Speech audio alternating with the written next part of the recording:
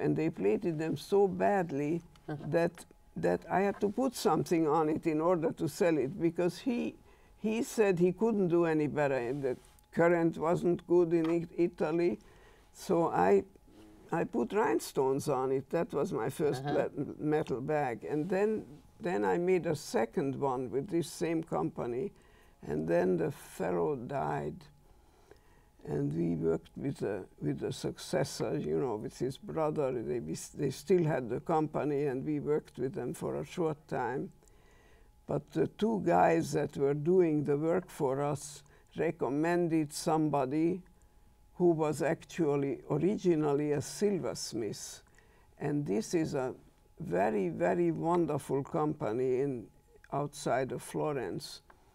And they recommended him to us, and we started to go to this man, and the company is still working with him. He's an absolutely fabulous company.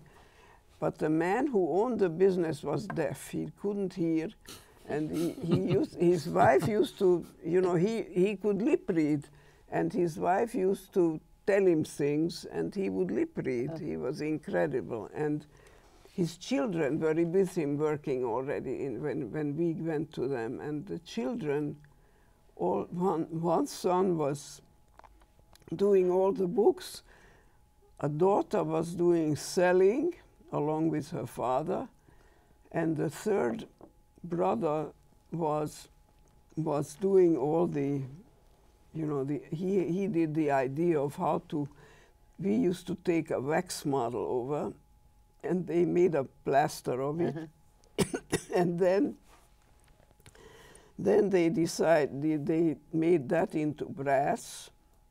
And some of them had like 7, 8, 9 models to go through till they got it done. But a lot of people didn't realize how many components there were in it. There were over 130 components. In making a handbag. In a simple in the leather handbag. bags. And that had nothing to do with, you know, putting crystals on it. Leather or silk. No, the crystal bags, you know, those that we made of crystal were not that complex. I mean, we made the linings out of gold or silver kid. And then and then glued. glued the stones on the outside. But I used to make, you know, originally I made just plain rhinestones. After this one, I made plain rhinestone covered bags, either clear or black or color. And then I decided I was going to make patterns. So the patterns, the girls had to, first they put gesso on the outside of the box in order to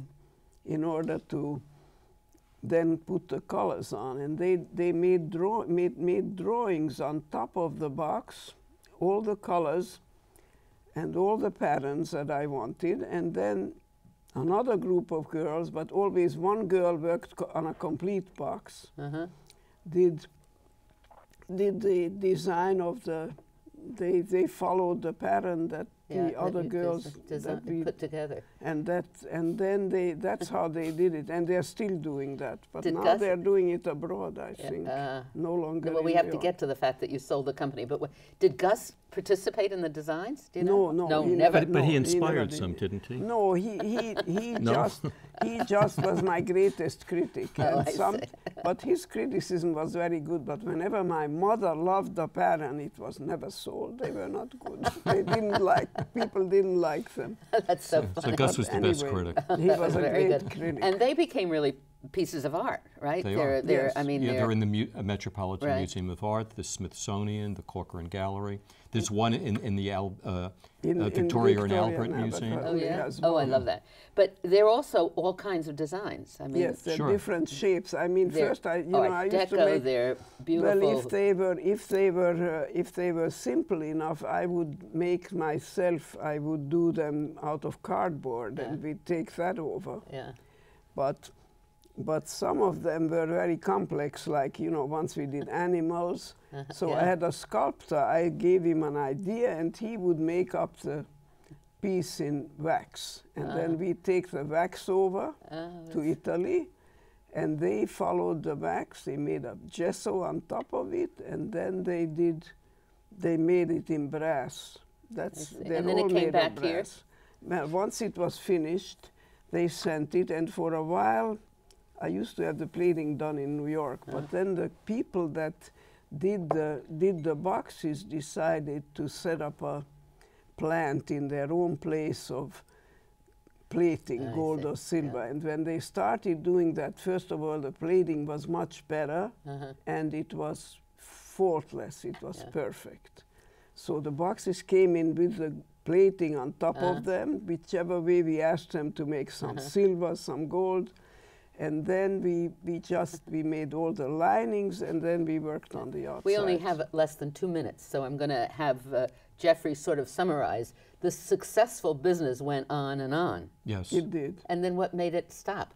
Well, they were offered a terrific deal, and it was exactly what they were looking for. Yeah. So they sold, what was it, in 1993? In 30 years, we said it was enough, because we felt that the rhinestone bags were going to be copied. Yeah. So we said, and the are leather was never sold as well as the rhinestones. So now do you consult with the company that makes them? No, I don't. You don't. I don't consult. And you with them exercise anymore. and you live a healthy life. Do you read a lot? Yes, we do. I read a great deal. Yeah. A lot of. And as your my husband says, I read a lot of junk. I love. She's a compulsive mysteries. book buyer. Every week she's in a bookstore buying a bag of books. Does and the husband paints? Paints and sculpts. And they have these wonderful gardens. They have 7 acres of gardens. You have and to come out and see. I'd love come to. with your husband. I would. I love it. Put you each up acre, Okay. each acre is a different style garden. They're absolutely gorgeous. So you must have had a wonderful time talking to these two astonishing people. Well, as you could have heard, this went on for over a year. Yeah. Every weekend I interviewed Judy and Gus, and the stories were just terrific. Yeah. And my sister would be the helper.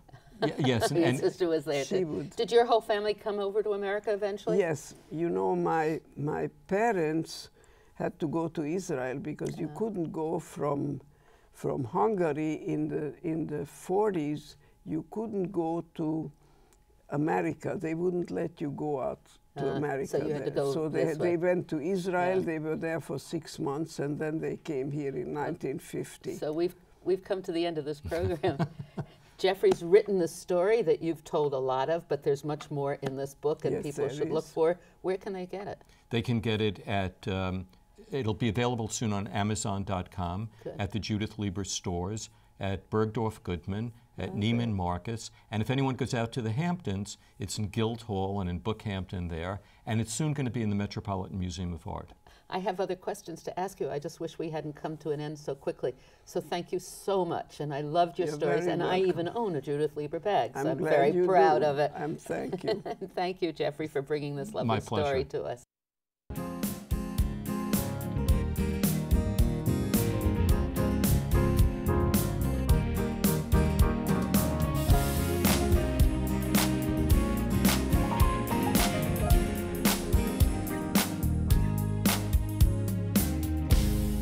If there are any people you'd like to hear and topics you'd like us to explore, please let me know. You can write to me at CUNY TV, 365 Fifth Avenue, New York, New York, 10016, or you can go to the website at cuny.tv and click on Contact Us. I look forward to hearing from you.